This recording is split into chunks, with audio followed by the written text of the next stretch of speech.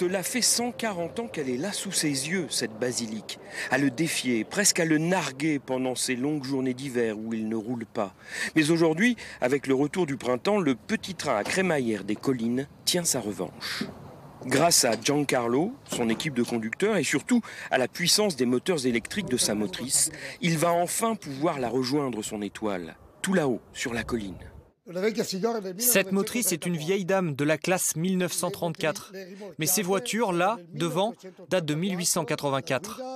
La conduite du train se fait de ce poste de commande situé à l'arrière. La motrice va pousser les wagons jusqu'à Superga. Pour le retour sur rail de la Dentiera, comme l'appellent affectueusement les Turinois, même le maire de Turin est venu pour saluer ce train accroché par les dents de sa crémaillère, autant aux pentes des collines qu'au cœur des habitants. Je crois qu'il n'existe aucun Turinois qui ne soit pas un jour monté dans ce tram. Moi, par exemple, j'y suis monté enfant et j'y suis revenu avec ma fille quand elle était petite. Ce tramway des collines est devenu l'un des signes forts d'appartenance à la ville de Turin, parce qu'il relie le cœur de ville à la colline turinoise et à sa nature florissante. C'est un vrai trait d'union entre ces deux parties de la cité.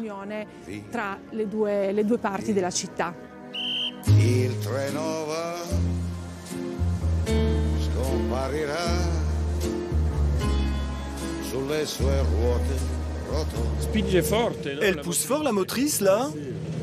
Oui, pas mal, parce que la pente est forte ici. Mais plus loin, elle est encore pire, à 27%. Ah oui, autant? Oui, oui.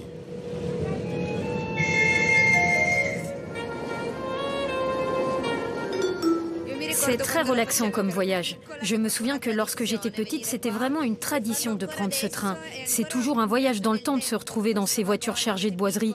C'est superbe. Un voyage dans le temps que la GTT, la Société des transports turinois, a immortalisé depuis longtemps grâce à des films comme celui-ci.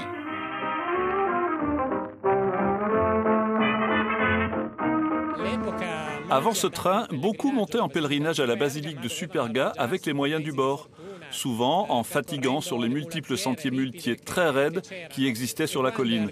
Alors quand la Dentiera est arrivée, c'était un progrès énorme pour les Turinois.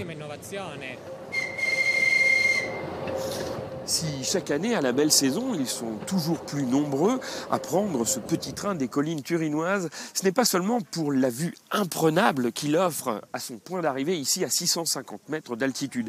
C'est aussi parce qu'il permet d'embrasser du regard plus de 3 siècles d'histoire du Piémont. 3 siècles commencés alors qu'il n'existait ici qu'une statue de la Madone pleine de grâce, perdue dans les bois.